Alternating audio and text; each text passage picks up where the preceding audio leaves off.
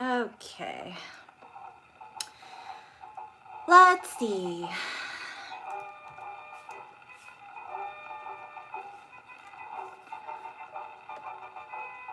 Let us get set up because we are at the final installment of A Christmas Carol.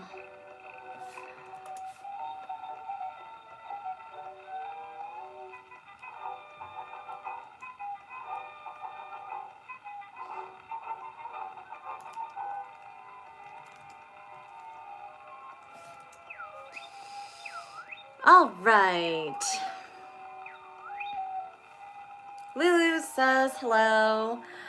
David says hello, Mistress Mara. Hector says hello. Hello, everyone, and welcome back to my channel.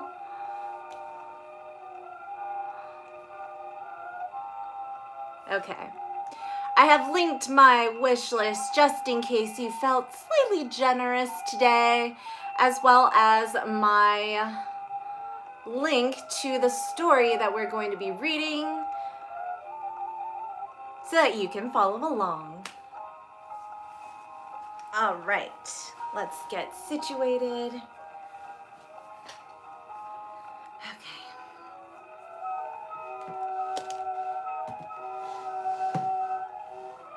Let's see.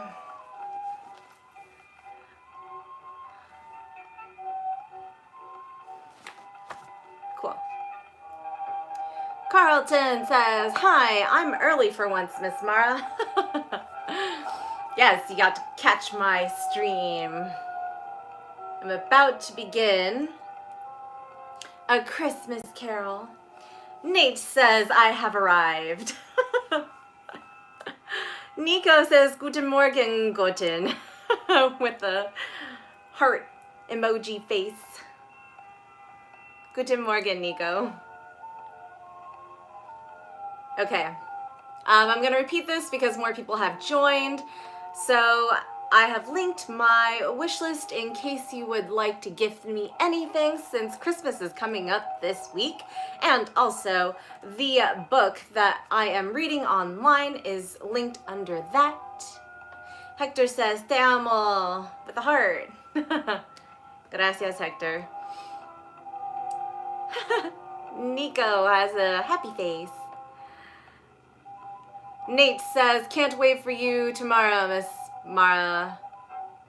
You know what I mean, despite the double meaning, lol. Well, that doesn't mean that I am going to get the gloves tomorrow, though. So we'll see what time it arrives. Okay, so well, actually we have 2 more staves, but the last stave of A Christmas Carol is 4 pages, so I think I'm gonna lump it into one. So, A Christmas Carol by Charles Dickens, stave 4, The Last of the Spirits. Ooh, this is the most spooky one, so this is kind of like, the last one was very pleasant, The Last Ghost of Christmas. This one is going to be very, spooky? Nate says, sorry for being on the pain. Update on getting the book? Yes, I have received it, and I will be posting it onto my community page tomorrow. David says, I know the spirit. I know, David. You know all the spirits. But we're not here to spoil it for anyone. John says, hi, Mara. Hello, John. Nate, not the time. All right. The phantom slowly, gravely, silently approached. When it came, Scrooge bent down upon his knee. For in the very air through which his spirit moved, it seemed to scatter gloom and mystery. Ooh, a nice rhyme to the beginning. It was shrouded in a deep black garment, which concealed its head, its face, its form, and left nothing of it visible, save one outstretched hand. But for this, it would have been difficult to detach its figure from the night and separate it from the darkness by which it was surrounded. He felt that it was tall, stately, when it came beside him, and that its mysterious presence filled him with a sullen dread. He knew no more, for the spirit neither spoke nor moved. "I am in the presence of the ghost of Christmas yet to come," said Scrooge. The spirit answered not, but pointed onward with its hand. "You are about to show me shadows of the things that have not happened, but will happen in the time before us," Scrooge perused. "Is that so, spirit?" The upper portion of the garment was contracted for an instant in its folds, as if the spirit had inclined its head. That was the only answer he received. Although well used to ghostly company by this time, Scrooge feared the silent shape so much that his legs trembled beneath him, and he found that he could hardly stand when he prepared to follow it. The spirit pauses a moment, as observing his condition and giving him time to recover. But Scrooge was an all worse for this.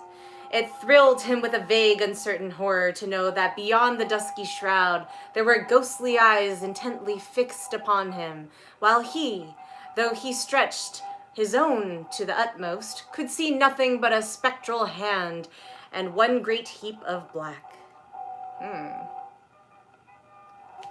Nate says, "Sorry, Domina. If the link doesn't show, go to page by page books and search by the title. Or just Google A Christmas Carol by Charles Dickens and it should pop up within the first few." Liam says, "Just saying hi and good night. Lying in bed and waiting to sleep. Have a nice stream, Miss Mara." Thank you, Liam. Have a wonderful evening or morning. Nate says, "That too, lol, smiley face." "Ghost of the future," he exclaimed, "I fear you more than any specter I have seen. But as I know your purpose is to do me good, and as I hope to live to be a better man from what I was, I am prepared to bear you company, and to do it with a thankful heart. Will you not speak to me?" It gave him no reply. The hand was pointed straight before them. "Lead on," said Scrooge. "Lead on. The night is waning fast, and it is precious time to me, I know. Lead on, spirit."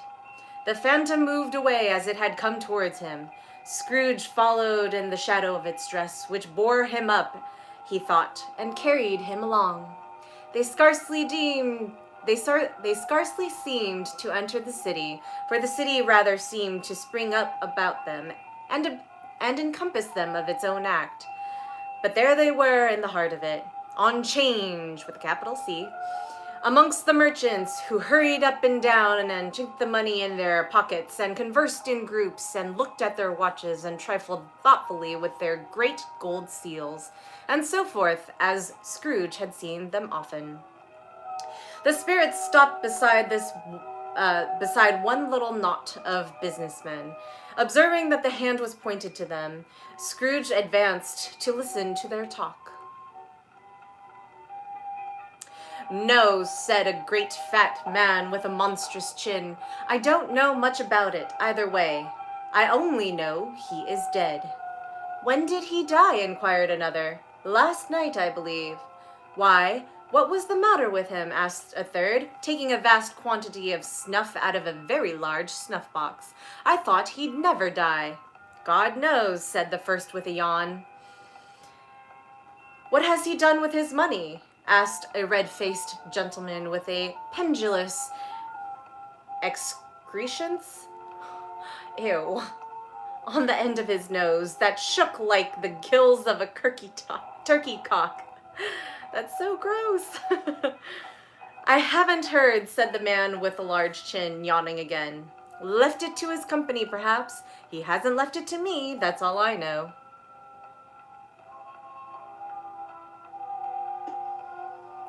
David says, "The ghost of Christmas future is more like a Grim Reaper." Yes, we know.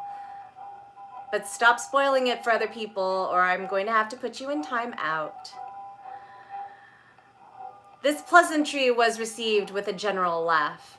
"It's likely to be a very cheap funeral," said the same speaker, "for upon my life I don't know of anybody to go to it. Suppose we make up a party and volunteer." I don't mind going if a lunch is provided, observed the gentleman with the excretions on his nose. But I must be fed if I make one. Another laugh. Well, I am the most disinterested among you, after all, said the first speaker, for I never wear black gloves and I never eat lunch, but I'll offer to go if anybody else will. When I come to think of it, I'm not at all sure that I wasn't his most particular friend, for we used to stop and speak whenever we met. Bye-bye.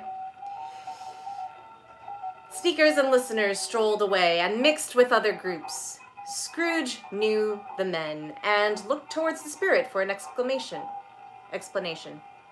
The phantom glided onto the street. Its finger pointed to two persons in meeting. Scrooge listened again, thinking that the explanation might lie there. He knew these men also perfectly. They were men of eye business, very wealthy and of great importance. He had made a point always of standing well in their esteem. In a business point of view, that is. Strictly in a business point of view. How are you? Said one. How are you? Returned the other.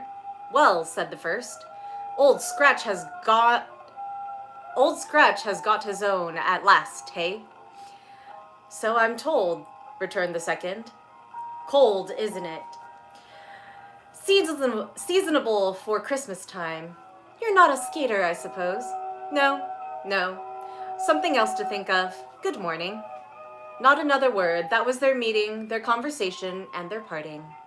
Scrooge was at first inclined to be surprised that the spirit should attach importance to conversations apparently so trivial, but feeling assured that they must have some hidden purpose, he set himself to consider what it was likely to be.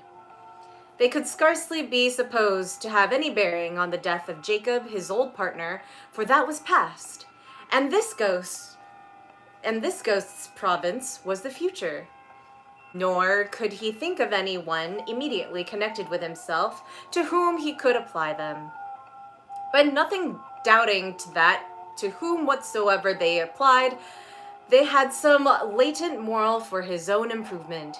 He resolved to treasure up every word he heard and everything he saw, and especially to observe the shadow of himself when it appeared, for he had an expectation that the conduct of his future self would give him the clue he missed, and would render the solution of these riddles easy.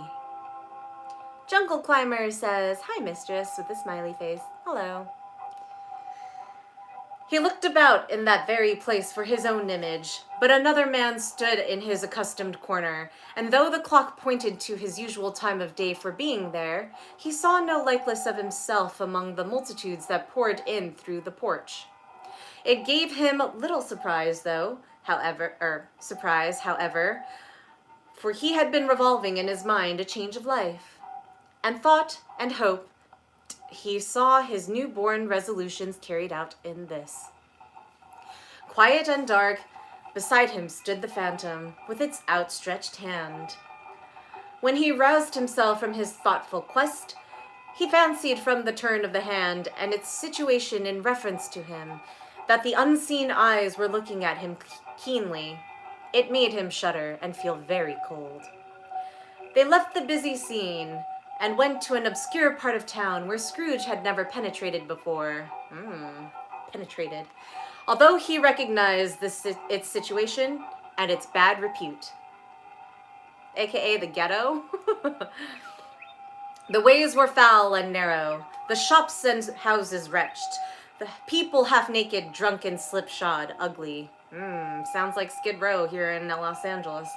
Alleys and archways, like so many cesspools, disgorged their offenses of smell and dirt and life and upon the straggling streets, and the whole quarter reeked with crime, with filth and misery.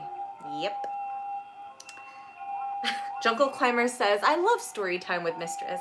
And I have a bigger glass today of, well, it's lukewarm toddy now.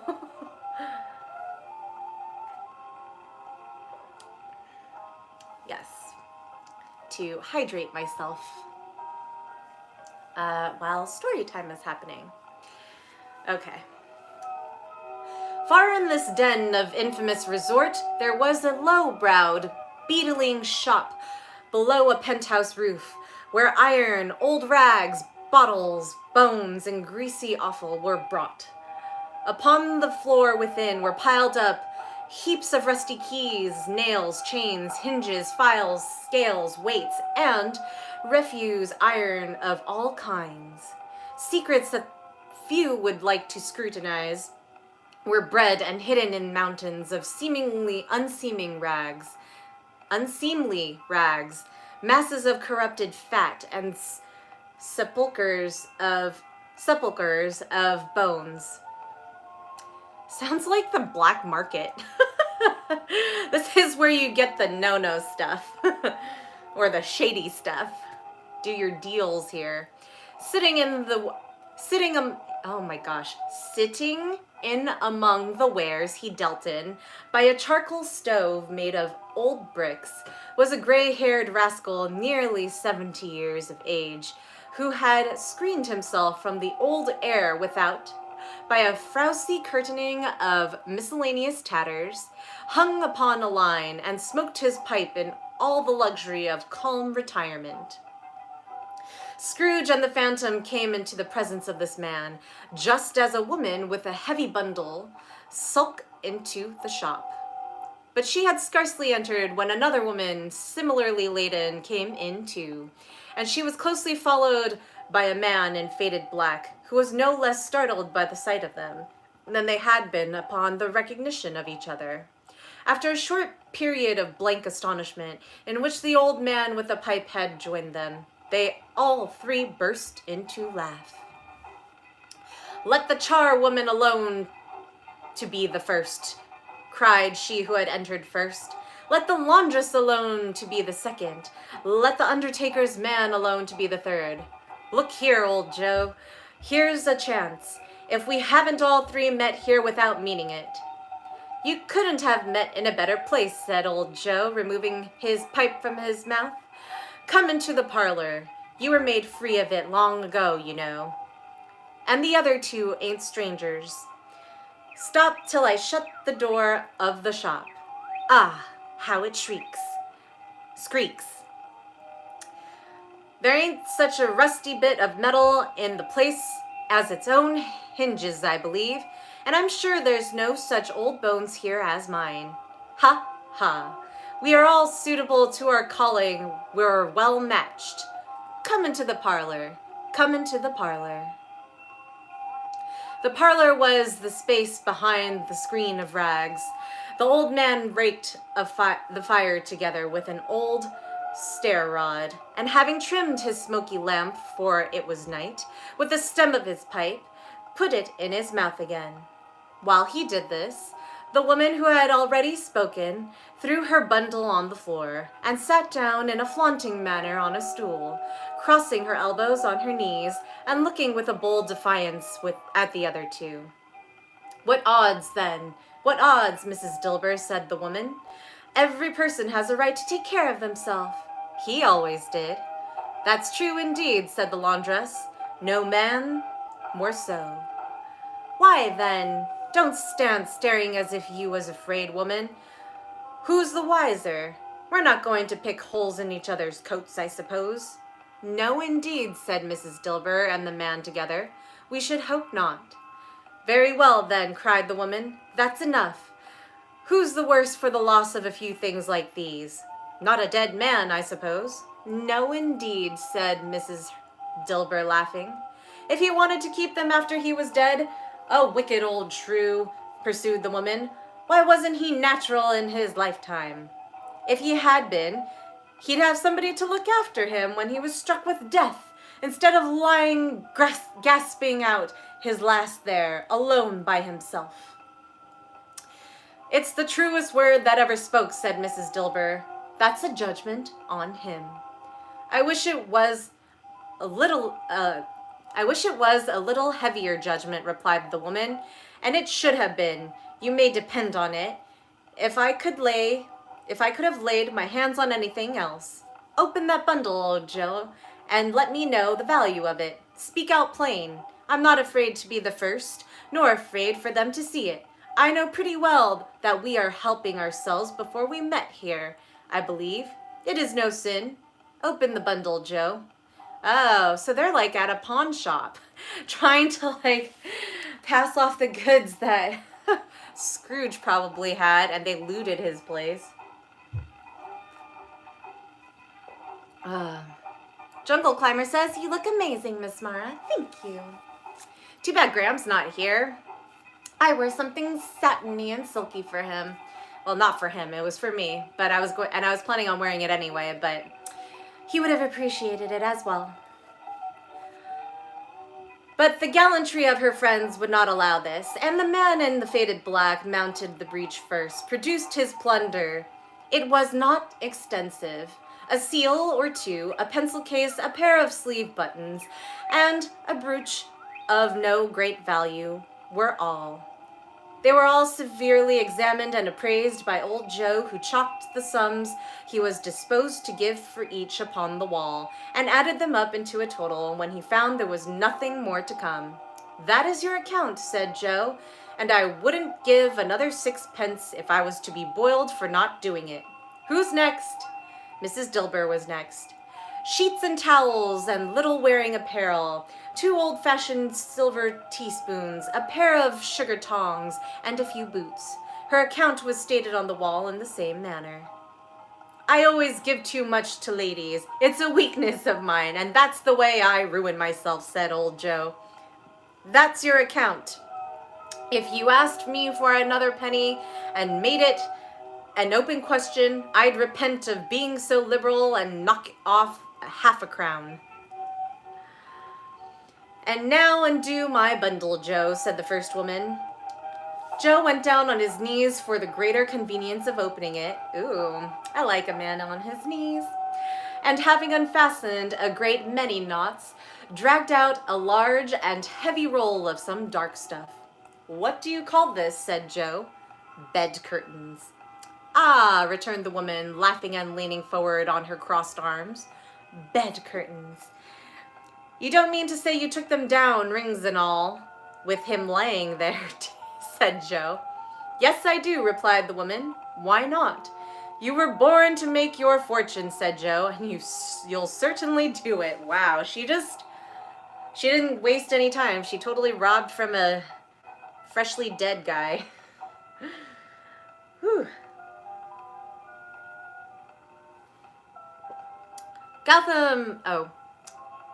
David says, "You have a nice tiger, mistress."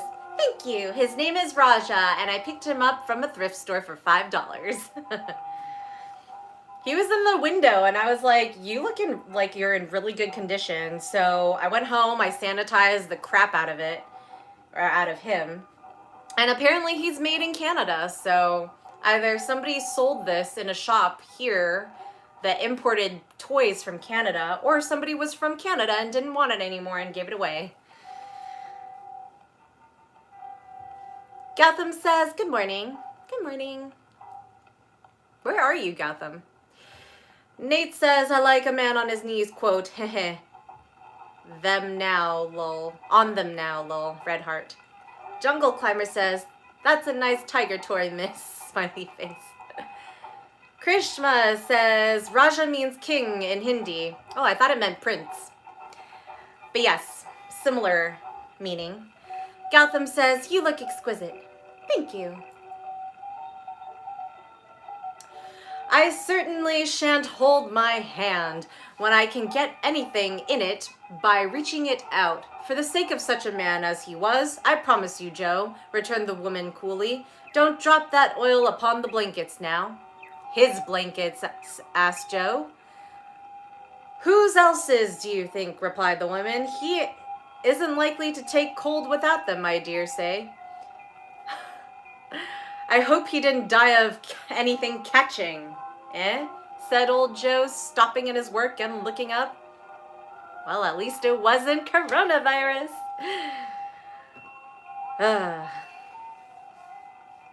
Gotham says, "I am from India." Krishna says, Prince is Raj Kumar. Got it. Okay.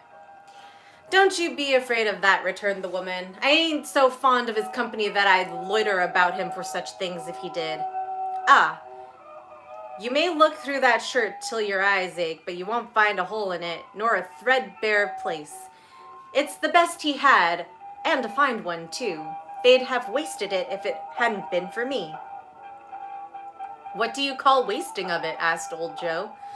Putting it on him to be buried in, to be sure, replied the woman with a laugh.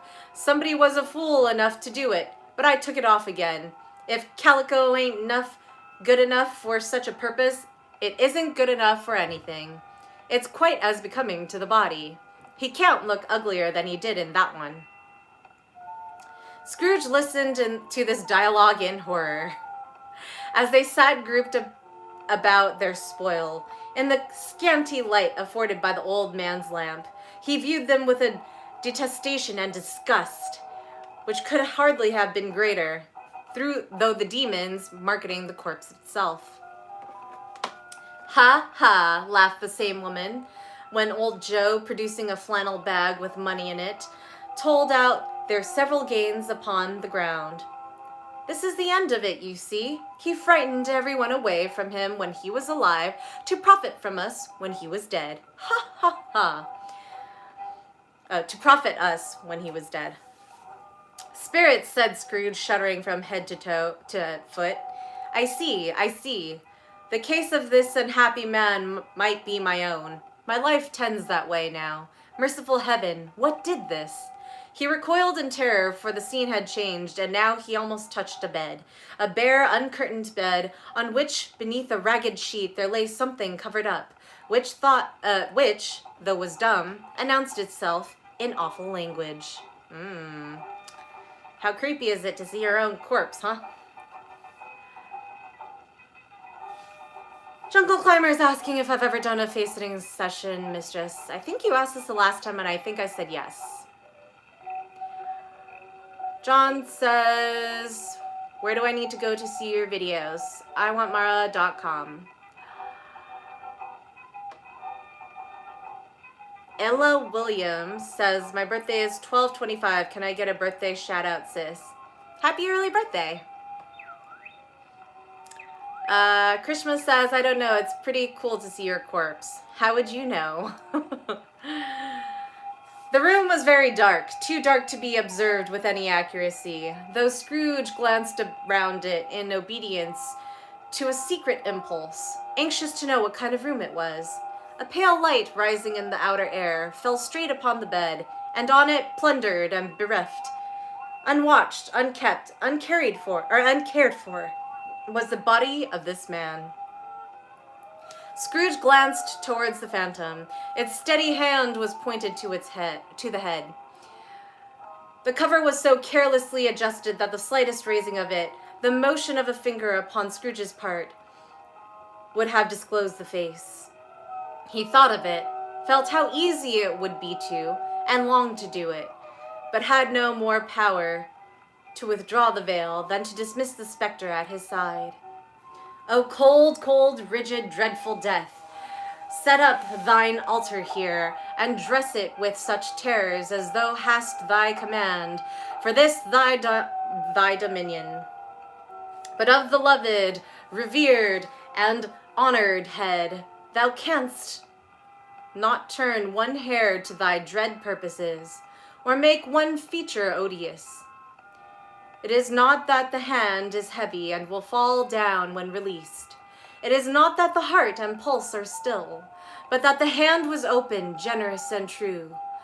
The heart brave, warm and tender, and the pulse a man's. Strike, shadow, strike, and see his good deeds springing from the wound, to sow the world with life immortal. Ooh, very poetic. I love it.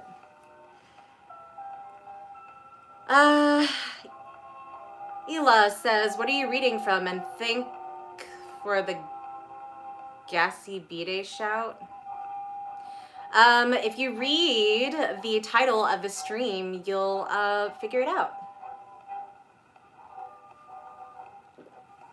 No voice pronounced these words in Scrooge's ears. and yet he heard them when he looked upon the bed.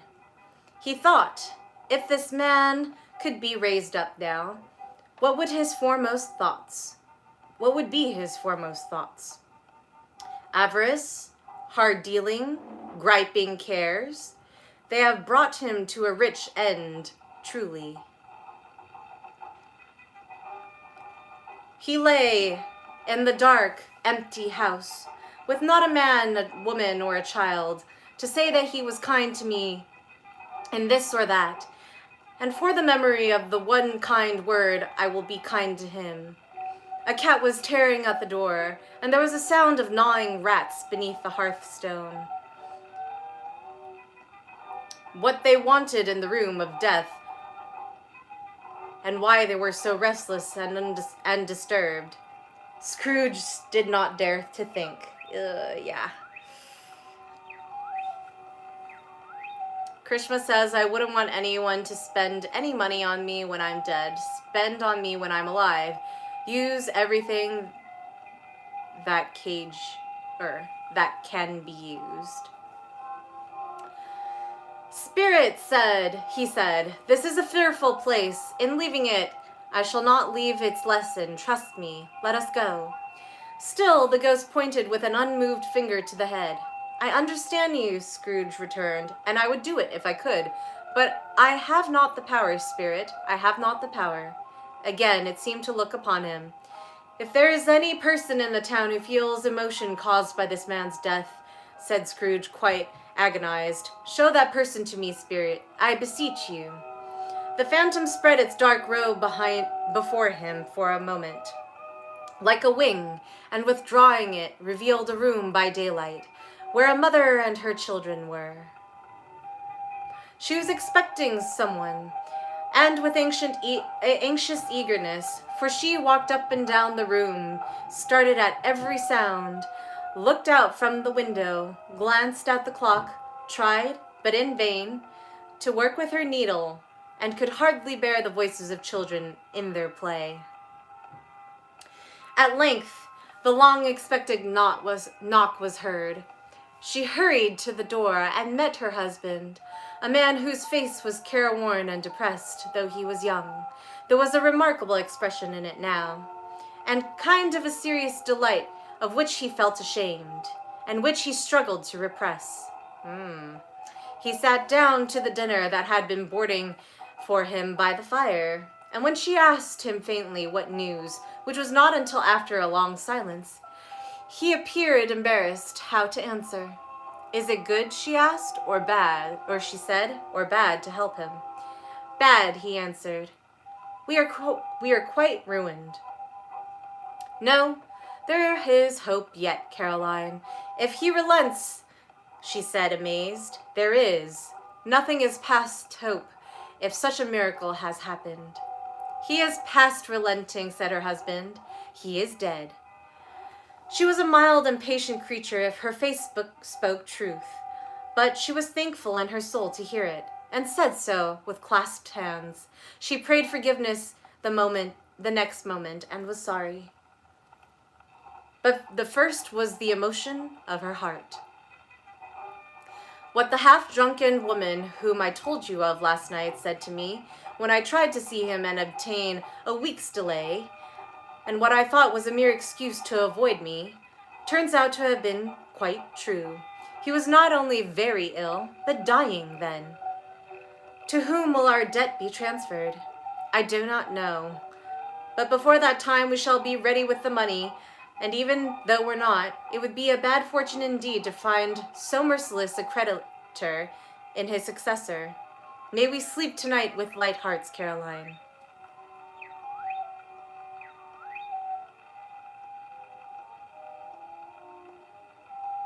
Jungle Climber asks, can we kiss your feet, Mistress Mara? Sure, if you tip me to see my feet tonight.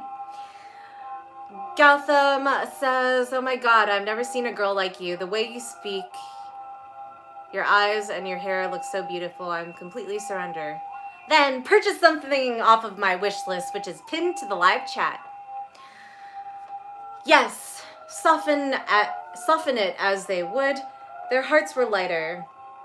The children's faces, hushed and clustered round to hear what they so little understood, were brighter, and it was a happier house for this man's death.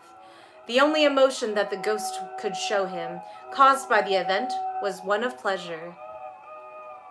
"Let me see some tenderness connected with a death," said Scrooge, "or that dark chamber, spirit, which we left just now, will be forever present to me." The ghost conducted him through several streets familiar to his feet, and as they went along, Scrooge looked here and there to find himself, but nowhere was he to be seen. They entered poor Bob Cratchit's house, the dwelling he had visited before, and found the mother and children seated round the fire. Quiet, very quiet. The noisy little Cratchits were as still as statues in one corner, and sat up looking at Peter, who had a book before him.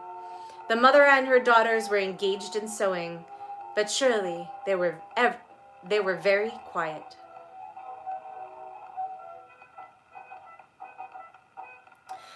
"And he took a child, and set him in the midst of them." Where had Scrooge heard those words? He had not dreamed them. The boy must have read them out, as he and the spirit crossed the threshold. Why did he not go on? The mother laid her work upon the table and put her hand up to her face. "The color hurts my eyes," she said. The color. Poor Tiny Tim." "They're better now again," said Cratchit's wife. "It makes them weak by candlelight, and I wouldn't show weak eyes to your father when he comes home for the world. It must be near his time." "Past it, rather," Peter answered, shutting up his book. "But I think he has walked a little slower than he used these few past evenings, Mother." They were very quiet again, and at last she said, in a steady, cheerful voice that only faltered once, "I have known him walk with Tiny Tim upon his shoulder, very fast indeed." "And so have I," cried Peter, "often. And so have I," exclaimed another. So had all. "But he was very light to carry," she resumed, intent upon her work, "and his father loved him so, that it was no trouble. And there is your father at the door." She hurried out to meet him, and little Bob in his comforter, he had need of it, poor fellow, came in. His tea was ready for him on the hob, and they all tried who should help him to it most. Then the two young Cratchits got upon his knees and laid, each child a little cheek, against his face, as if they said, "Don't mind it, father, don't be grieved." Bob was very cheerful with them, and spoke pleasantly to all the family. He looked at the work upon the table, and praised the industry and speed of Mrs. Cratchit and the girls. They would be done long before Sunday, he said. "Sunday? You went today, then, Robert?" said his wife. "Yes, my dear," returned Bob. "I wish you could have gone. It would have done you good to see how green a place it is. But you'll see it often. I promised him I would walk there on a Sunday." "My little child," cried Bob. "My little child." He broke down all at once. He couldn't help it. If he could have helped it, he and his child would have been further apart, perhaps, than they were. He left the room and went upstairs into the room above, which was lighted cheerfully and hung with Christmas. There was a chair set close beside the child, and there were signs of someone having been there lately. Poor Bob sat down in it, and when he had thought a little and composed himself, he kissed the little face. He was reconciled to what happened, and went down again quite happy. They drew about the fire and talked. The girls and mother worked still. Bob told them of the extraordinary kindness of Mr. Scrooge's nephew, whom he had scarcely seen but once, and who, meeting him on the street that day, and seeing that he looked just a little down, you know, said Bob, inquired what had happened to distress him. On which, said Bob, for he is the pleasantest spoken gentleman you ever heard, I told him. I'm heartily sorry for it, Mr. Cratchit, he said, and heartily sorry for your good wife. By the by, how he ever knew that, I don't know. Knew what, my dear? Why, that you were a good wife, replied Bob. Everybody knows that, said Peter. Very well observed, my boy, cried Bob. I hope they do. Heartily sorry, he said, for your good wife. If I can be of service to you in any way, he said, giving me this card, that's where I live. Pray come to me. Now it wasn't, cried Bob, for the sake of anything he might be able to do for us, so much as for his kind way, that this was quite delightful. It really seemed as if he had known our Tiny Tim and felt with us. I'm sure he's a good soul, said Mrs. Cratchit. You would be sure of it, my dear, returned Bob, if you saw and spoke to him. I shouldn't be at all surprised, mark what I say, if he got Peter a better situation. Only hear that, Peter, said Mrs. Cratchit. And then, cried one of the girls, Peter will be keeping company with someone and setting up for himself. Get along with you, retorted Peter, grinning. It's just as likely as not, said Bob, one of these days, though there's plenty of time for that, my dear. But however, and whenever we're apart from one another, I'm sure we shall none of us forget poor Tiny Tim, shall we, or this first parting that was there among us.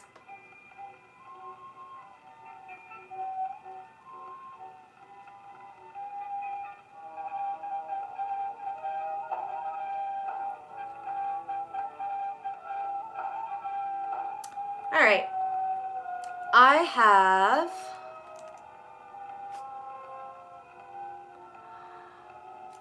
expelled a viewer because they were being rude.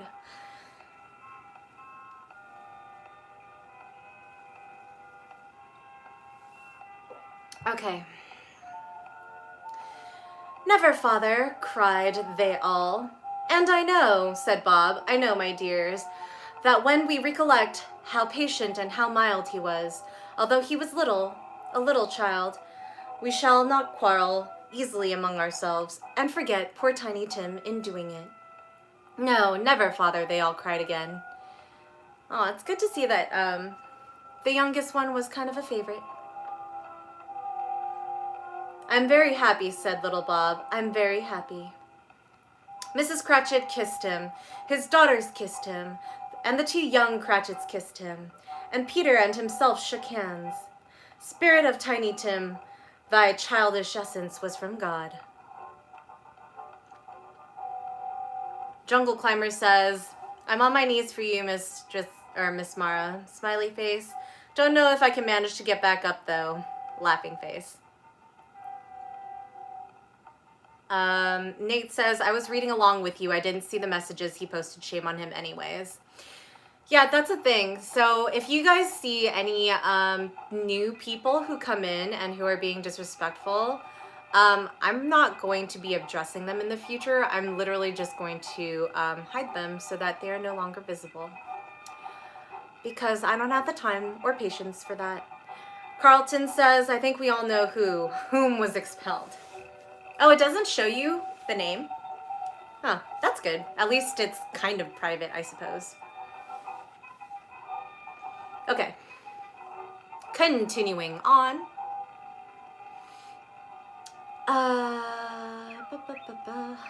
Spectre, said Scrooge, something informs me that our parting moment is at hand. I know it, but now I know not how. Tell me what that man was whom we saw lying dead. Really? He really doesn't know? The ghost of Christmas yet to come conveyed him, as before, though at a different time, he thought. Indeed, there seemed no order in these latter visions.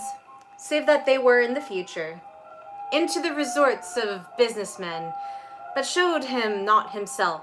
Indeed, the spirit did not stay for anything, but went straight on, as to the end just now desired, until besought by Scrooge to tarry for a moment. Make up your mind, dude. Do you want to, see it or not?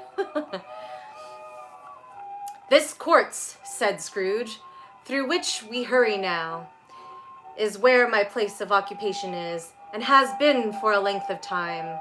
I see the house. Let me behold what I shall be in days to come. The spirit stopped. The hand was pointed elsewhere. The house is yonder, Scrooge exclaimed. Why do you point away? The inexorable finger underwent no change. Scrooge hastened to the window of his office and looked in. It was an office still, but not his. The furniture was not the same, and the figure in the chair was not himself. The phantom pointed as before. He joined it once again, and wondering why and hither he had gone, accompanied it until they reached an iron gate. He paused to look round before entering.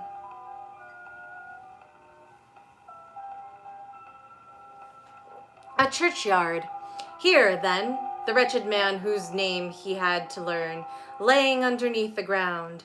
It was a worthy place, walled in by houses, overrun by grass and weeds, the growth of vegetation's death, not life, choked up with too much burying, fat with repleted appetite. A worthy place. Interesting choice of words. Gotham's asking, why do you submissives like pain? You should ask masochists that. The spirit stood among the graves and pointed down to one. He advanced towards it trembling. The phantom was exactly as it had been, but he had dreaded that he saw new meaning in this solemn shape. Before I draw nearer to that stone to which you point, said Scrooge, answer me one question. Are these the shadows of the things that will be, or are they the shadows of things that may be only? Still the ghost pointed downward to the grave by which it stood. Men's courses will foreshadow certain ends, to which, if preserved in, they must lead, said Scrooge. But if the courses be departed from, the ends will change. Say it is thus with what you show me. The spirit was immovable as ever.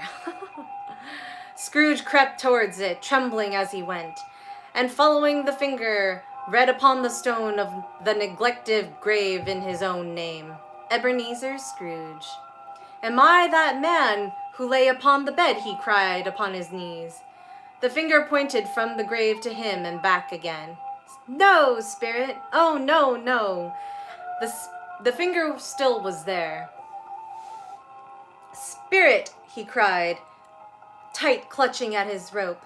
Hear me. I am not the man I was. I will not be the man I must have been but for this intercourse. Why show me this if I am past all hope? For the first time the hand appeared to shake. Good spirit, he pursued, as down upon the ground he felt before it. Your nature intercedes for me and pities me. Assure me that I yet may change these shadows you have shown me by an altered life. The kind hand trembled. I will honor Christmas in my heart and try to keep it all the year. I will live in the past, the present, and the future. The spirits of all three shall strive within me. I will not shut out the lessons that they teach. Oh, tell me, I may sponge away the writing on the stone. In his agony, he caught the spectral hand. It sought to free itself, but he was strong in his entreaty and detained it. The spirit, stronger yet, repulsed him. Holding up his hands in a last prayer to have his fate reversed, he saw an alteration in the phantom's hood and dress. It shrunk, collapsed, and dwindled down to a bedpost. Very nice. I like it. So that was the end of chapter 4. We are going to begin chapter 5 in a second. Carlton says it shows in the chat that a certain Mr. Williams's messages are deleted. Yep. Okay, cool. So you guys can see it. Awesome.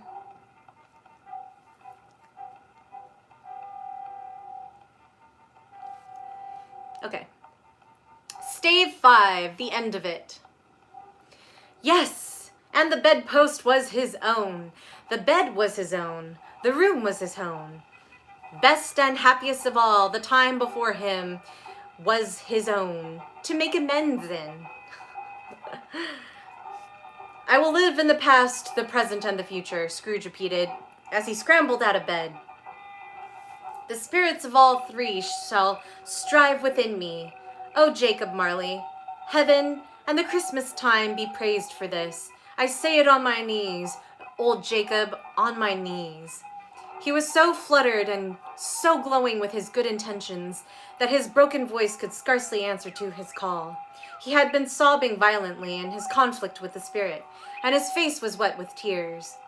They are not torn down, cried Scrooge, folding one of his bed curtains in his arms. They are not torn down, rings and all. They are here. I am here. The shadows of all the things that would have been may be dispelled. They will be. I know they will. Pretty confident for a guy who is just like almost pissing his pants. Nate says, I like the chapter title, the end of it. It's like saying, let's finish it already, lol. Well, it's the conclusion to it. It's like, have you learned anything? Yes. Yes, I did. His hands were busy with his garments all this time, turning them inside out, putting them on upside down, tearing them, mislaying them, making them parties to every kind of extravagance. I don't know what to do, cried Scrooge, laughing and crying in the same breath, and making a perfect loucoon of himself with his stockings. I'm as light as a feather. I'm as happy as an angel. I'm as merry as a schoolboy. I'm as giddy as a drunken man. A Merry Christmas to everybody. A Happy New Year to all the world. Hello there. Whoop, hello. If he doesn't die a lonely old man, he's gonna die a crazy one. He had frisked into the sitting room and was now standing there, perfectly winded. There's the saucepan and the gruel was in, cried Scrooge, starting off again and going round the fireplace.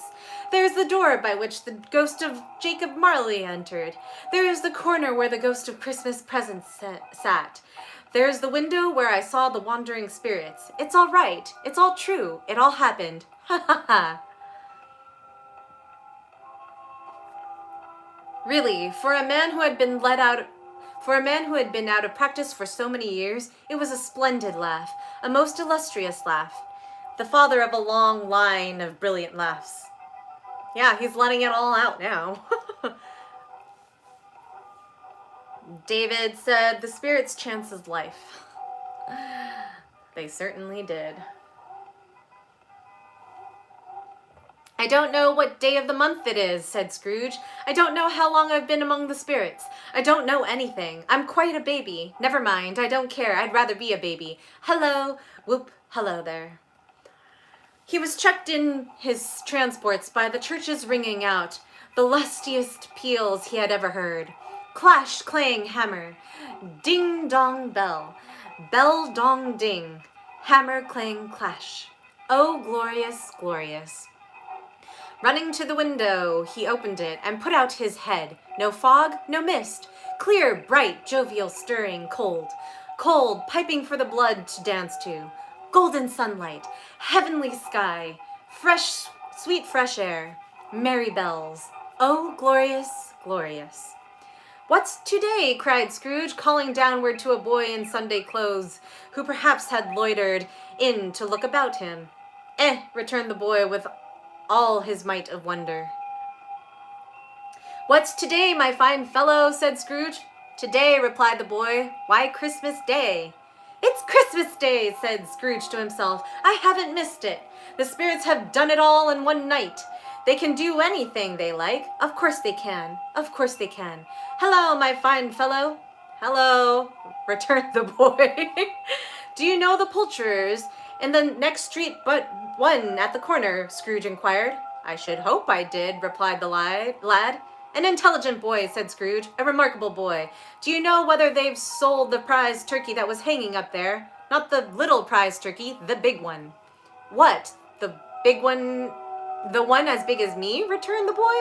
What a delightful boy, said Scrooge. It's a pleasure to talk to him. Yes, my buck. It's hanging there now, replied the boy. Is it? Said Scrooge. Go and buy it. Walker? Exclaimed the boy.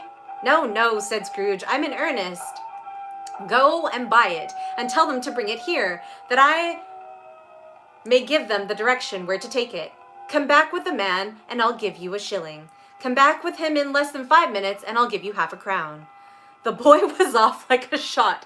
He must have had a steady hand at a trigger, who could have got a shot off half so fast. I'll send it to Bon Cratchit's, whispered Scrooge, rubbing his hands and splitting with a laugh. He shan't know who sends it. It's twice the size of Tiny Tim. Joe Miller never made such a joke as sending it to Bob's will be. Crafty old man. The hand in which he wrote the address was not a steady one, but write he did, somehow, and went downstairs to open the street door, ready for the coming of the poulterer's man. As he stood there waiting his arrival, the knocker caught his eyes. I shall love it, as long as I lived, cried Scrooge, patting it with his hand. I scarcely ever looked at it before. What an honest expression it has on its face. It's a wonderful knocker. Here's the turkey. Hello, whoop, how are you? Merry Christmas. It was the turkey. He could never have stood upon his legs, that bird. He would have snapped them short off in a minute, like sticks of sealing wax. Why, it's impossible to carry that to Camden Town, said Scrooge. You must have a cab. The chuckle with which he said this, and the chuckle with which he paid for the turkey, and the chuckle with which he paid for the cab, and the chuckle with which he recompensed the boy, were only to be exceeded by the chuckle with which he sat down breathless in his chair again, and chuckled until he cried. Shaving was not an easy task, for his hand continued to shake very much, and shaving requires attention, even when you don't dance while you are at it. But if he had cut the end of his nose off, he would have put a piece of sticking plaster over it and been quite satisfied. So I just played this game that is European, and apparently plaster is not plaster like here in America, where you like cement things together. Plaster is actually a Band-Aid. He dressed himself all in his best, and last got out into the streets, and people were by this time pouring forth, as he had seen them with the ghost of Christmas present, and walking with his hands behind him. Scrooge regarded everyone with a delighted smile. He looked so irresistibly pleasant, in a word, that 3 or 4 good-humoured fellows said, "Good morning, sir, and Merry Christmas to you." And Scrooge said, often afterwards, that of all the blithe sounds he had ever heard, those were the blithest in his ears. He had not gone far when, coming on towards him, he beheld the portly gentleman who had walked into his counting-house the day before and said, "Scrooge and Marley's, I believe." It sent a pang across his heart to think how this old gentleman would look upon him when they met. But he knew what path lay straight before him, and he took it. "My dear sir," said Scrooge, quickening his pace, and taking the old gentleman by both his hands, "how do you do? I hope you succeeded yesterday. It was very kind of you. A Merry Christmas to you, sir." "Mr. Scrooge." "Yes," said Scrooge, "that is my name, and I fear it may not be pleasant to you. Allow me to ask your pardon." Well, I think that's the first time he ever said that. "And will you have the goodness," here Scrooge whispered in his ears. "Lord bless me," cried the gentleman, as if his breath were taken away. "My dear Scrooge, are you serious? If you please, not the farthing less. A great many back payments are included in it, I assure you. Will you do me that favor?" "My dear sir," said the other, shaking hands with him, "I don't know what to say to such munificence." Don't say anything, please, retorted Scrooge. Come and see me. Will you come and see me? I will, cried the old gentleman, and it was clear he meant to do it. Thank you, said Scrooge. I am much obliged to you. I thank you 50 times. Bless you. He went to church and walked about the streets, and watched the people hurrying to and fro, and patted children on the head, and questioned beggars, and looked down into the kitchens of houses, and up to the windows, and found everything could yield him pleasure. He had never dreamed that any walk, that anything, could give him so much happiness. In the afternoon he turned his steps towards his nephew's house. He passed the door a dozen times before he had the courage to go up and knock, but he made a dash and did it. Is your master at home, my dear? Said Scrooge to the girl. Nice girl, very. Yes, sir. Where is he, my love? Said Scrooge. Wow, becoming a freaking Casanova to these women already by calling them love. He's in the dining room, sir, along with mistress. Ooh, she calls the lady of the house mistress. I'll show you upstairs, if you please. Thank you, he knows me, said Scrooge, with his hands already on the dining room lock. I'll go in there, my dear. He turned it gently and sidled his face round the door. They were looking at the table, which was spread out in a great array, for these young housekeepers are always nervous on such points, and like to see that everything is right. Fred, said Scrooge. Dear heart alive, how his niece by marriage started. Scrooge had forgotten for the moment about her sitting in the corner with the footstool, where he wouldn't have done it on any account. Why, bless my soul, cried Fred. Who's that? It's I, your Scrooge, your Uncle Scrooge. I have come to dinner. Will you let me in, Fred? Let him in. It is a mercy he didn't shake his arm off. He was at home in 5 minutes. Nothing could be heartier. His niece looked just the same. So did Topper when he came. So did the plump sister when she came. So did everyone when they came. Wonderful party, wonderful games, wonderful unanimity, wonderful happiness. But he was clearly at the office the next morning. Oh, he was there. He was early there. If he could only be there first and catch Bob Cratchit coming late. That was the thing he had set his heart upon. And he did it. Yes, he did. The clock struck 9, no Bob. 1/4 past, no Bob. He was full 18 minutes and a half behind his time.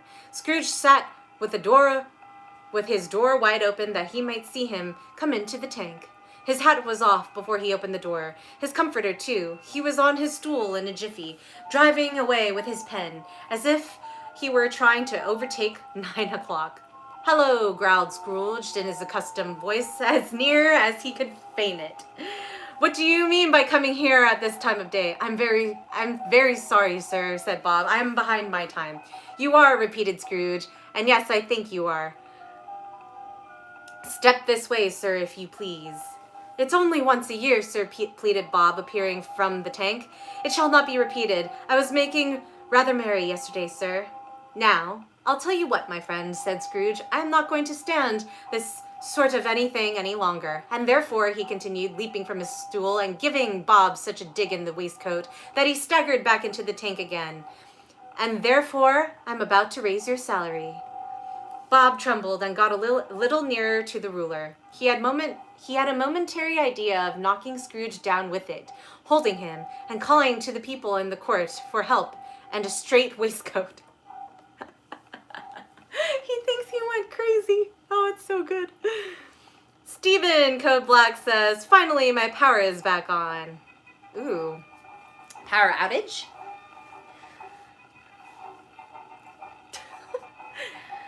A Merry Christmas, Bob, said Scrooge, with an earnestness that could not be mistaken, as he clapped him on the back.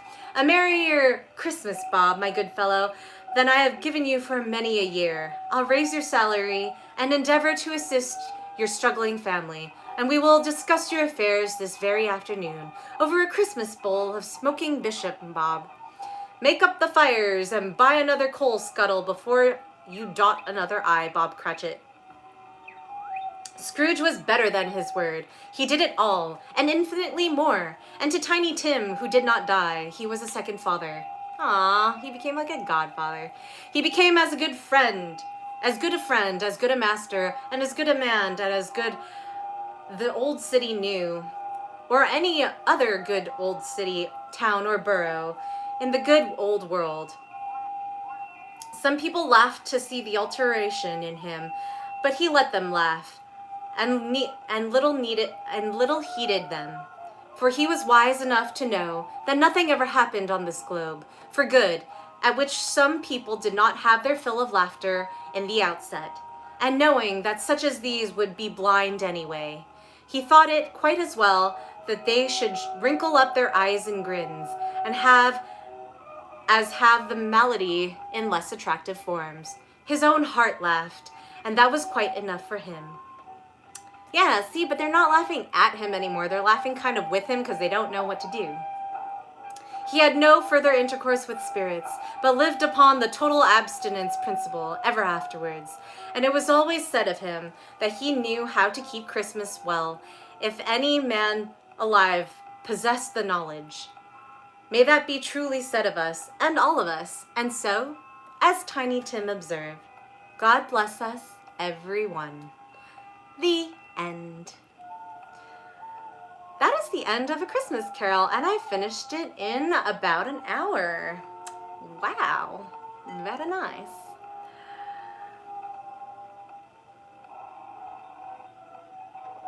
Jungle Climber says, Mistress Body is to die for, red heart.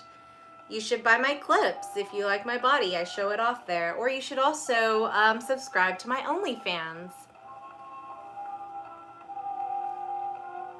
I have uncensored items there. Steven says, unfortunately, yes, a power line froze and snapped apparently, but they fixed it and took a few hours. Cool. Yay, I'm glad it's back. Carlton says every boss should be made to read this book for the pay increase alone. Winky face. Yeah, unfortunately the world doesn't run that way. Steven says, hope I'm not too late. I mean, I just finished the story, but you can always go back and watch it, of course. I have a whole playlist dedicated to my live streams. But yeah. David says, you are a good narrator. I'm pretty tired, but I read as best as I could today. Thank you. Steven says, too bad it doesn't work that way. Yeah, agreed. Nate says, by the way, how are you feeling, Domina? I'm doing well. I actually watched Home Alone today, so that was good. I actually saw the whole film. Jungle Climber says the mistress has a calm, caring voice. She is loving indeed, smiley face. Steven says, as far as pay increase goes, indeed.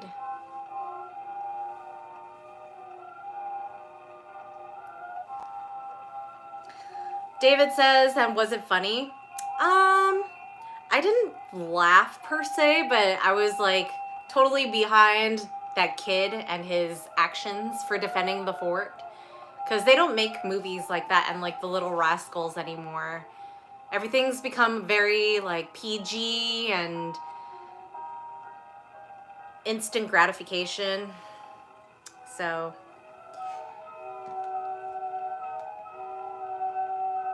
Nate says, I asked because, well, I wanted to know, but I thought you were either tired or just interested in kink comments and more on the story you were reading.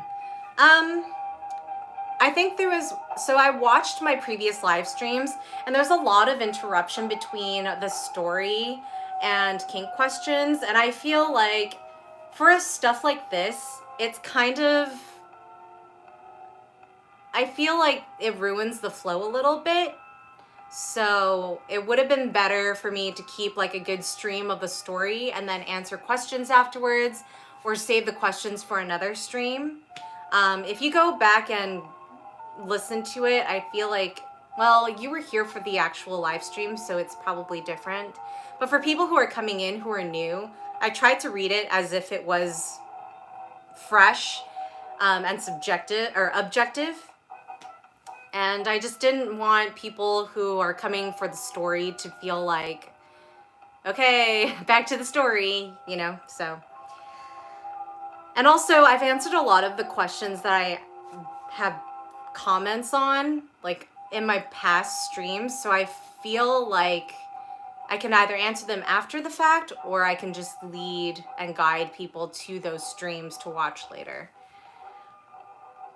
Steven says, which Home Alone was it, Mistress? Was it the original or was it one of the sequels? It was the original. David says, have you ever done face trampling with heels? No, I have not. I've stepped on somebody's face with heels, but not trampling, no. That's dangerous and irresponsible. Jungle Climber says, that Home Alone actor looks the same. Well, no, he looks like he's done a bunch of drugs, which he probably has because he got really wealthy off of making tons of movies when he was that age. Steven says, I tried to save that for after you finish reading. Thank you, Steven. Yeah. I mean, usually my live streams are tailored towards that. However, like, I also don't want my stream to take 4 hours to read one chapter just because it's constant questions. So I decided to power through this one. Steven says the OG Home Alone is probably the best one. Yeah, I've heard the same. Carlton says, as far as I know, they made 4 Home Alone films and movies. Geez, that's a lot. I thought they only made 3. Nate says, even with your answer, those questions keep coming. Hate people who don't pay attention. I also hate men, lol. Okay. I don't hate any specific gender. I just find it like a little tiresome to repeat myself. So I feel like in the future, I mean, I've done this before, but I've also, if I don't want to answer a question on stream, it's because I've done it a million times and I have more fleshed out videos on my channel that you can watch that answer those specific questions. So there's no use of me repeating it now on camera just to say the same thing over and over again. Steven says, I didn't like how in the third one it was a new kid and a new group of crooks trying to break in. Ugh. Yeah. Bradley says, hello, Miss Mara. Hello, Bradley. You missed the story, but I'm glad you're on my stream. Nate says they made 5 Home Alone movies. Malcolm McDowell is in the 5th one, believe it or not. I don't know who that is. Sounds Irish, though. Steven says it's like they reuse the same plot, but with completely unrelated characters in Home Alone 3. I'm pretty sure that it's just a formula, right? That they just put in new characters. Bradley says, oh man, rewatch it. It's going to be on my channel in the live stream section.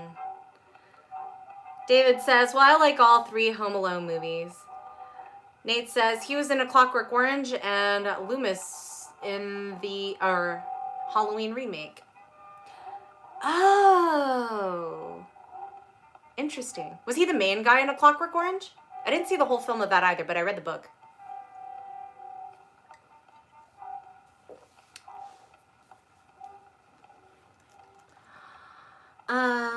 Let's see.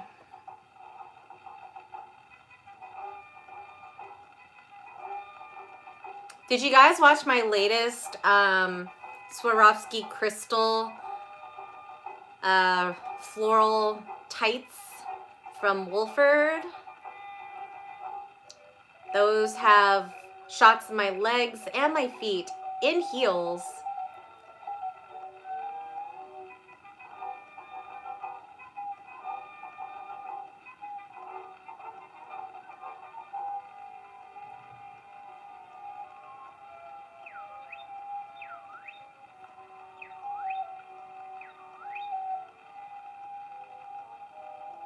Nate says, the main guy with the eyeliner, yes. Ah, okay, cool. Carlton says, I guess we can expect a H.A. Home Alone 6 any day soon. They stopped making those like a long time ago, didn't they?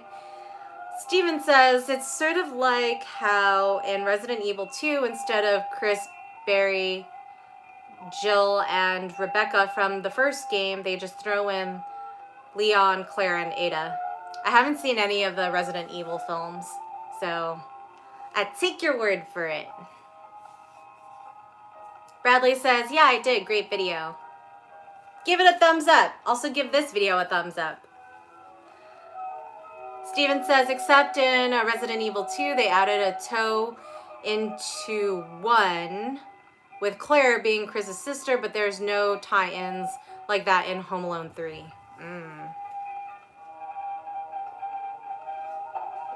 Nate says they're rebooting it for Disney Plus, last I heard. Ugh. They're rebooting a lot of things. I heard they're rebooting, what was it? They're rebooting something else too, which I was like, no! I don't know if it was Firefly. Something with Joss Whedon.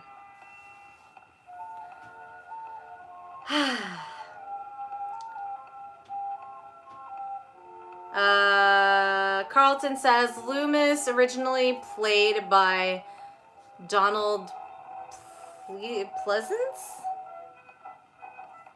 I don't know. I don't know what Loomis is. Nate says, at Carlton, yes. Firefly, yeah. Yeah, I don't know how I feel about that. I really loved Firefly. And not sure how I'm gonna feel about a reboot. But yeah.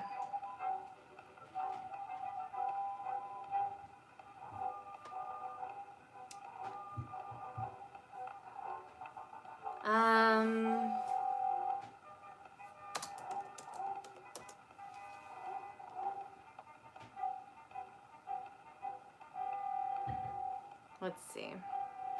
Steven says, doesn't Disney Plus already have enough reboots? They have new stuff too, like The Mandalorian, which I have to see season 2. I really enjoyed the first Mandalorian though. I just wish he kept his helmet on. I didn't want to see his face. I mean, I was curious, but after I saw his face, I was like, oh. Might sound mean, but yeah. David asks, who's your favorite Disney princess? Ooh, damn.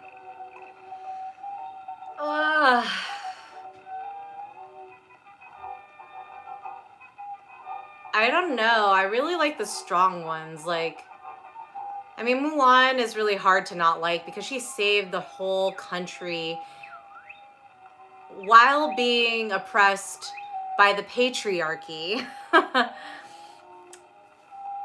Oh, man. And then I liked Pocahontas as well because she defied tradition for the sake of seeking peace in the New World, even though her people were getting slaughtered. And then, who do I like after that? I don't know. Those are my top 2. I think Jasmine is also up there just because she didn't want to be seen as like a prize to be won. She was all about like, I'm a person, not a thing. You can't trade me for anything. And she like, that was between Aladdin, her dad, and Jafar. So I think those are my top 3.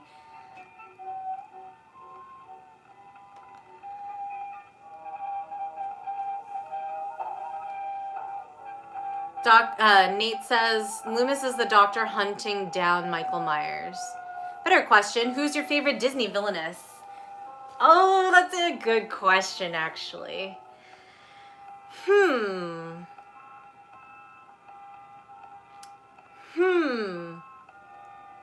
I don't know. Like, oh, man. I have to say, Ursula is pretty evil. But so is Jafar. He did a lot of things to get what he wanted. Hades was also a favorite of mine because, I don't know, his character was so attractive to me. I think those are my top 3.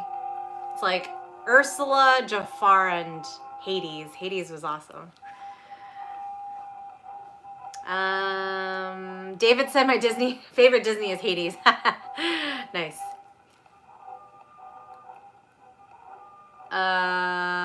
Nate says because we know some had to have influenced you, Domina. Actually, a lot of the princesses did influence me because they're all like strong female characters, and I'm all for that, obviously. I was attracted to Hades. So I don't know what that says about me. And I also liked Jafar and how like Jasmine kind of tried to seduce him. And he was totally digging it and then got ruined by the crown she was wearing on her head, the reflection. Steven says, who's your favorite anime or video game character? Ooh.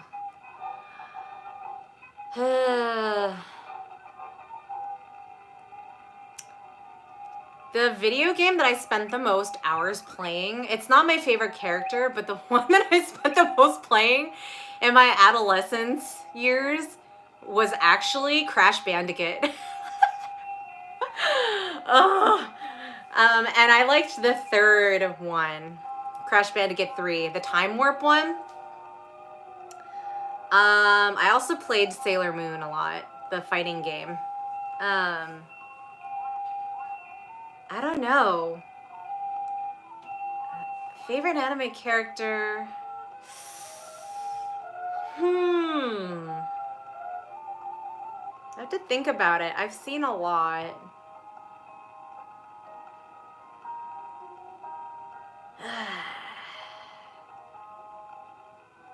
I have like a favorite one in every single kind of like dynamic. So if you guys have heard of like storytelling and like the basis of it, there's always the protagonist, there's the antagonist, there's the female character or a love interest. It could be vice versa, male or female. Then the old guy who's like the Gandalf or the wizard, the Obi-Wan. So for that, the Obi-Wan character, the wizard, the mystic guy, that's my favorite, is actually like Uncle Iroh from Avatar: The Last Airbender. You just can't hate that guy. He spouts so much wisdom, and he's like super chill about things, still badass, and could do all the moves and like fight, but he chooses to just want to have a cup of tea and enjoy the scenery. That's kind of who popped into mind. But again, he's more like the mentor. And let's see. For like, I don't know. I have to think about that one. But that's the answer I'm going to give for now, Stephen. Bradley says, Ismara, you seem upset. Are you okay? How do I seem upset? Jungle Climber says, ever tease a slave mistress? That's my job. Yes, obviously. And I don't like the word slave. Can you use sub or plaything or fetishist? Be more specific.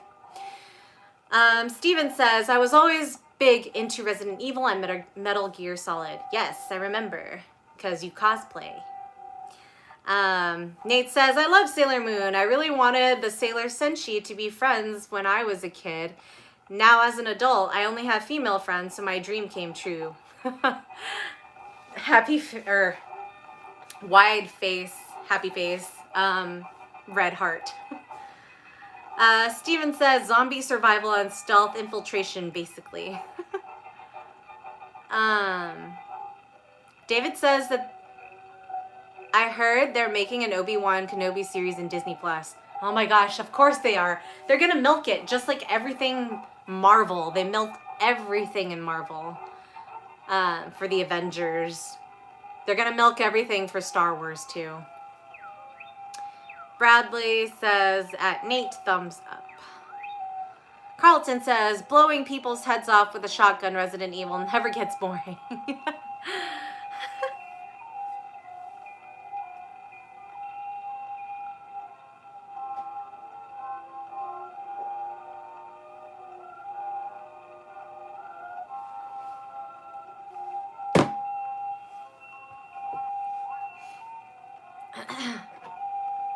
But yeah.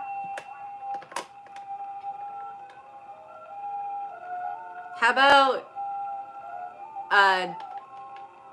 your guys' favorite, I guess, characters in animated or video game worlds? Nate says Obi-Wan will have Ian McGregor back in the role. Huh, no crap. Isn't he the guy in Moulin Rouge? Man, is he that old now? Looking this up.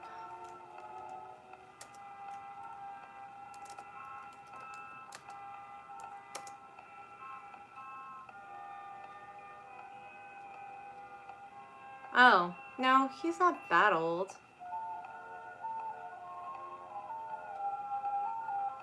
He looks good with a beard.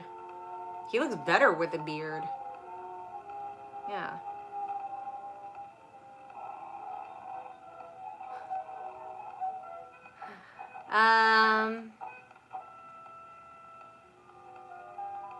Nate says they're also making a Ahsoka show. Yes, he was in that movie. He was also in Doctor Sleep, the Shining sequel. Oh, I didn't watch that. What the heck is Ahsoka? Oh, in the Mandalorian. Wait. Okay, I have to see season 2 first. Oh, Ahsoka's actually from the animated, I think. She looks animated here. Steven says, some of my favorite lady characters in Resident Evil would have to be Jill Valentine, Claire Redfield, and Ada Wong. For Metal Gear, it'd be Ava, Naomi Hunter, and Sniper Wolf. Most of those are female. Tech Burner says, hello, goddess. Hello. I finished reading A Christmas Carol. We're now talking about our favorite video game / animated characters. And what's happening with like the Star Wars franchise on Disney+. Nate says, Ahsoka is a Star Wars character. She debuted in Clone Wars first, then Mandalorian. Okay, yeah, so I didn't get to that yet. So stop spoiling it for me, because I haven't watched the second season yet. Carlton says, sorry if my last comment makes me sound like Ted Bundy 2.0.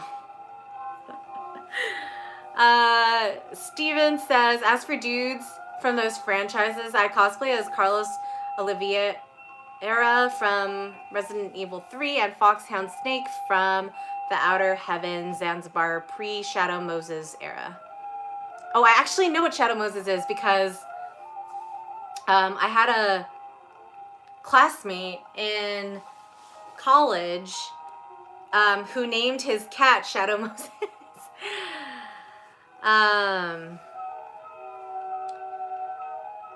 Steven says, basically from the NES Metal Gear games. Gotcha. Jungle Climber, you need to amp up your questions or I'm going to just skip over them. Because they don't interest me. And I think I'm going to only start answering questions that actually interest me. Because, yeah. Nate says, Domina, did you play Silent Hill or any of the games? No, I did not. And I haven't seen the movie yet either, which is crazy because my sibling actually liked the movie and that's rare for them to like anything like that. So,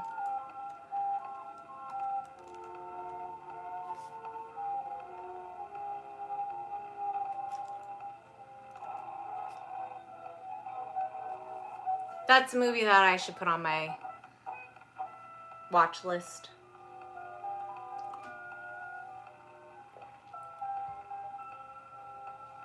Nate says, at Jungle Climber, don't be rude, that's how the comment is coming off, or she'll block you.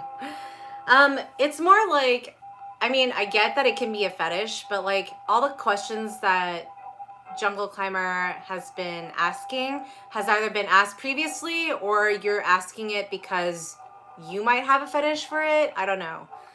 So I'm not going to be led into questions. I'm going to answer them if I like them and if they're interesting to me, or if I haven't gone into detail with it before. Steven says, I also cosplay as other Resident Evil characters, including Billy Cohen from Resident Evil 0 and David King from Outbreak. I did the remake version of Carlos Oliveira too, but I prefer the classic version. David says, I have 2 Resident Evil remake games, part 1 and part 2. It's not like the same as the originals. I am not as familiar. I obviously know what Resident Evil is, and I also know what who some of the characters are, including Metal Gear Solid, because the same college friend that named their cat Shadow Moses obviously played it, so I watched a little bit of it. But yeah. Steven says, if I do ask or mention or ask the same thing twice, it's because I didn't remember having asked or mentioned it before. No, I understand that. And for most of the time, I don't mind, like, summarizing it. But if you go back into the live chats, like, I've already had to expel one person. And I would really not like to do that again because I don't like doing that. But I also like to enjoy my own stream. So that is my disclaimer that I'm putting out there now.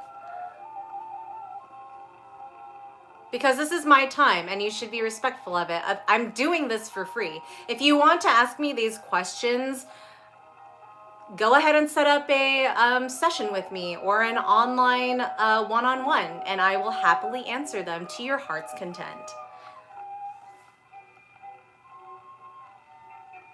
Steven says that's not the same as just spamming the same thing repeatedly 100 times. Yeah.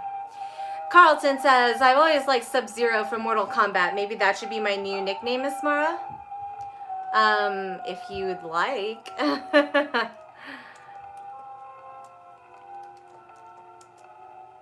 You have total control over your name, I believe, like your user handle. So instead of Hero Turtle, you can put yourself as Sub-Zero if you'd like.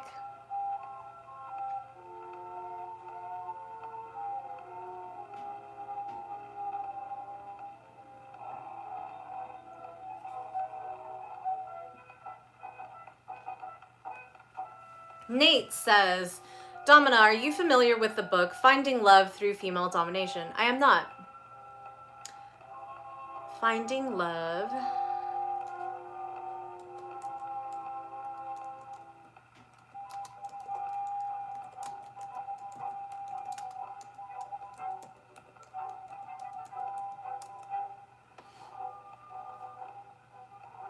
Oh, they have it on Amazon. 2006.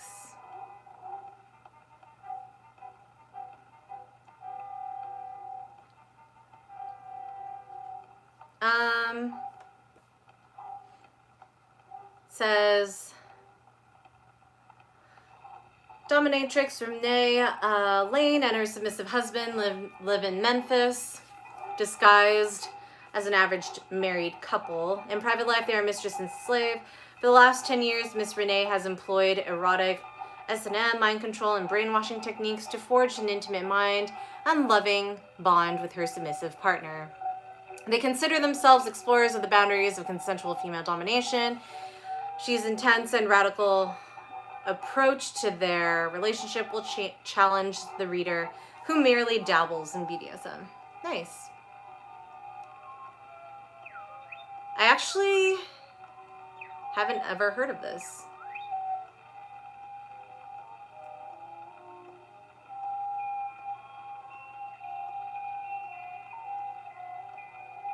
Nate says, okay, I was asking because a Dom is actually making a movie adaptation of it, which is so cool. Which Dom? Steven says, sounds like a good way to go about finding love. Raymond says, hi, Miss Mara. Hello. Carlton says, lol, at Steven spamming 100 times comment. David says, how do you feel when subs worship your boots? I love it. You should watch my, I don't know, foot fetish advice video.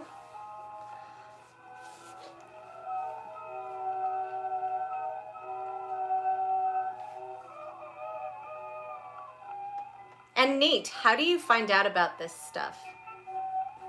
I'm curious. What's your source?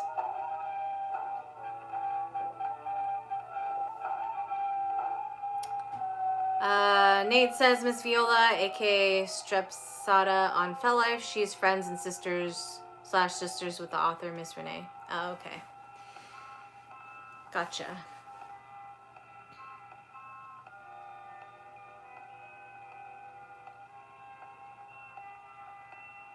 Cool. Are there any other things that people want to talk about, or I don't know, questions, respectful questions that haven't been asked before, maybe, that are interesting? They don't have to be kink related. Nate says, Miss Renee and Miss Viola talk about it on their FET accounts daily. Miss Viola also has a page where she just shared pictures making the film. Huh, cool. David says, what would you like for Christmas? On the top of the chat, I have linked my Amazon wish list. Everything is pretty much in order of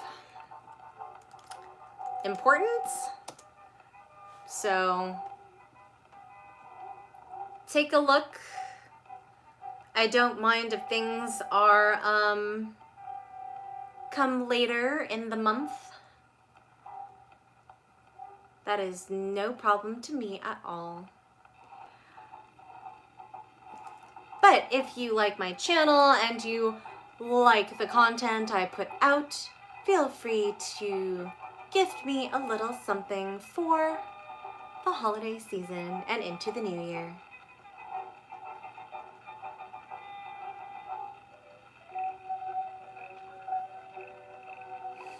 Nate says, I have a question, but you'll get annoyed, lol. Then I don't suggest asking it. Steven says, have you ever had any sessions where the sub wanted you to play the role as any type of fictional anime, video game, TV show, or movie character? I apologize if this has been asked before. No, because actually Liam asked something similar to this. He asked me if there were any like fantasy role play that I ever did. And it's very few and far between. And I think it's because most people come to me wanting like the traditional like Dom session. And so I'm not able to really flex on my creativity. However, those who have called me and done phone, conversations with me who are interested in like interrogation scenes or stuff like that, that's when I can kind of flex a little bit on my creativity, because I'm quite good at impromptu scenes. But yeah, I don't think most people who are into like fictional animated characters or video games like seek out actual DOMs. It's not normal for them to. If they do, they don't seek me, which is very sad because I would welcome that.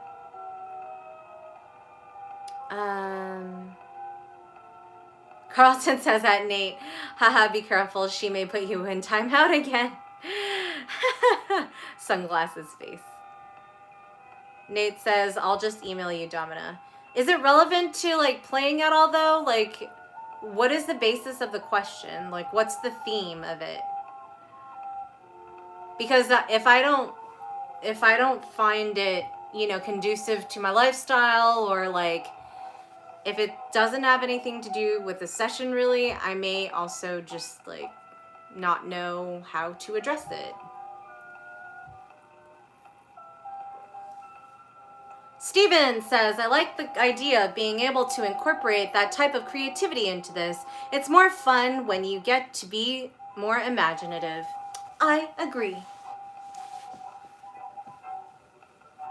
For a while, I was super into like alien eggs. Actually, that's something that's somebody can buy me. I have alien eggs that I want purchased.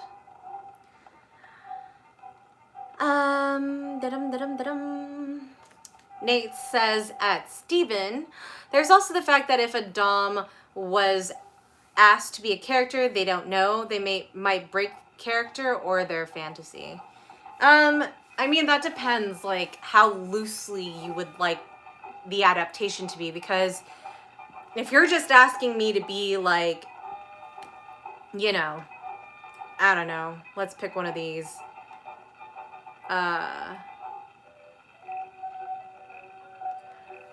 Jill Valentine, let's say, but you just want me to dress as her and, like, have certain characteristics, but we're in a, like, girlfriend-boyfriend situation where, like, the girlfriend finds out the boyfriend has a foot fetish or something. Like, that's totally different. Because obviously I can do that, you know? But if he wants me to, like, act from a specific chapter in the game that does this, this, and this, that's, like, a lot. And, yeah. I usually don't do that kind of thing. That's probably scripted for, like, custom clips. I won't go scripted like that in session.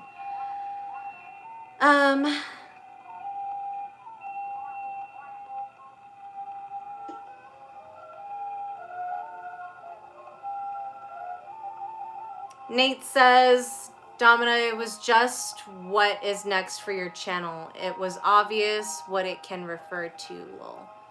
I'm not sure I quite understand you, Nate. Just ask your question. I'll say if I want to answer it or not. Being vague isn't helping. Sissy Boy says, hermoso como siempre, Bella ama y su voz muy linda. Hola, Sissy Boy. And you better hurry up, because I don't know how long I'm going to stay on this much longer. Just for this coming week, because it is going to be Christmas, I'm actually going to be putting out a video on Wednesday instead, so that Thursday, which is Christmas Eve, everybody can be with family or like whoever. Christmas Day also, and the same with the day after Christmas, since that is over the weekend. So I'm going to be premiering it on Wednesday instead of Saturday, and then I'm going to see if I can live stream on Sunday. If I can't, I'll let you guys know through the community tab with a photo that will say whether or not I will be on there, but yeah. Nate says, because you have the book and we'll show it tomorrow, have you thought about reading Batman Noel on here? You asked that before. I said that I would have to read it through first, which I haven't done that, of course. And it won't be for this year because I don't have time. And by the time that I live stream again, if I don't do it this coming Sunday, it'll be the new year. So, Steven says, it's hard to do things scripted, but like, rather than Resident Evil, looking at how she's done interrogation scenes, could incorporate that into Metal Gear. Yeah, so stuff like that. I would totally be down for that. Like maybe the sub was the intruder and she's the guard who caught them trying to sneak in and gain unauthorized access. Yeah, that's no problem at all. And I do that with my interrogation scenes already. Nate says, you got it, Domina. Sorry, I try not to be annoying. Red heart. I'll let you know if you're annoying.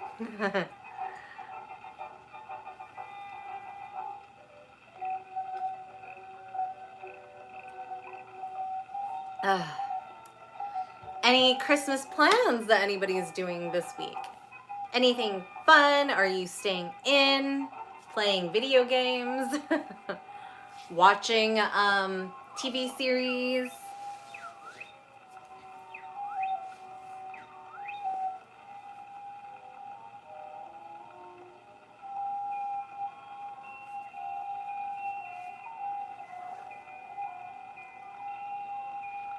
Steven says, I'm working at getting paid holiday bonus. Paid for it. Yay! Remind me what you do or what your industry is. Nanda says, hi, what have I missed? You missed the whole rest of the story. I'm done reading A Christmas Carol. We've just been chatting for the last 50 minutes or so about TV and movie characters and animated and game characters. David says, well, me and my family are going to Knott's Merry Farm after Christmas. They're open? I didn't think they were open.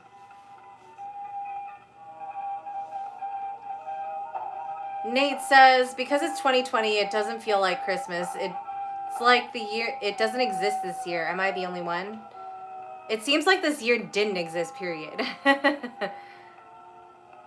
Nando says, oh, Superman and Batman again? No, we were talking about The Mandalorian and like Star Wars and Resident Evil. So, yeah. Steven says, I still work at the same shop I've been at on the west end of my town. Some of the stuff that's occurred there is hilarious. Other times you just think, what the hell?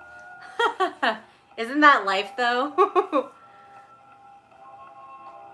Nando says, okay, I hope no one needed any translation services. No, not as of yet. But thank you.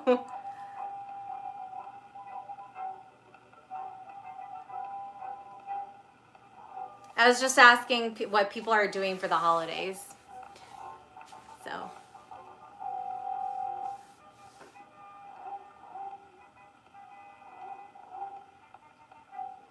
But yeah. If there are no other questions, comments, or concerns, I may leave a little early today. And as I mentioned, I'm going to be releasing my video on Wednesday instead because of the holiday seasons. And if I don't live stream, I will let you know next Sunday. And then schedules will resume after that. So yeah, I hope everybody has a wonderful Christmas ahead. And stay safe out there. David says, oh yeah, it was my cousin's birthday early. Happy early birthday to them. Nando says, cool, have a great Xmas. Thank you, you too. Nate says, good night, Domina Redheart. You too, Nate. Nando says, looking forward to my break. I'm sure it was well deserved. Alrighty. Stay safe, everyone. Good night.